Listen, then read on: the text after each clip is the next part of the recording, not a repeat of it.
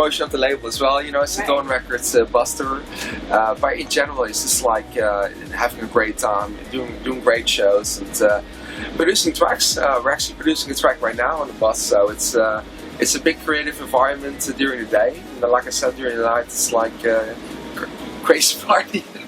It's interesting because back in the 1970s, that's what artists did, that's what bands did. They traveled around on buses. So that must actually enhance your creativity, actually being on like a bus, creating music. I mean, I don't know if you saw the driver. He's actually an old AC/DC driver. He's like an old rock star, and this is his life. This is his house. So he tours artists. Yeah, he tours artists. So you know, it's a different ball game. You know, bands they travel together. They produce an album, travel together for a few months, make a big fight, then they need a few months to you know, to recover, and then they go back into the studio. You know, the life of a DJ is like constantly being on a plane every single weekend, producing music on the road, in the studio, at home. It's like it's a 24/7 endeavor, and you know, this is kind of like more of going back to the whole rock star roots. I really like that. Amazing. Yeah. So.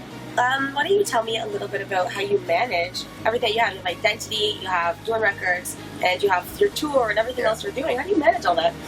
Well, like I said, it's a 24/7 thing. You know, it's I produce my radio show during the week. You know, I manage my label. I go to a lot of demos, do a lot of A&R. I love doing that. You know, it creates such a big how to say. Like a different kind of vibe throughout my whole career. All of a sudden, you're managing artists. You're doing the whole guiding to the whole process. I actually learned a lot in this process as well. And besides that, you know, you're also a producer, so you produce music. I do everything myself, so it's like it's a pretty big job at this stage. Amazing. Yeah. Something I do really want to ask you is how you got into producing and how your mentality is when you're producing from when you first started up until now. Because I think you're very creative and you have a very Dawn sound. So when it's you, you know it's you. And that's what I admire about you. That's so cool. What is it that motivates you to come up with new creative tracks? You know, it's, for instance, doing the collaboration with Oliver Heldens was actually going back to my old roots. And it's funny, you know, people say it's like such a refreshing sound. But actually for me, it's like bringing back some old, you know, tricks, you know, into my project. You know, that's the way to do it. You have this whole back catalog of music. I've listened to dance music for the last 25 years at least, and you know, use that. You know, use those ideas, use that inspiration, and you listen to the sound that's out there, and to try to make it your own and to make it something different. And yeah, it's a challenge every single time, but I managed so far. Great. Yeah. Okay, my last question for you is what can we expect? What kind of secrets do you have in store for us? I got a few new tracks I'm gonna play out.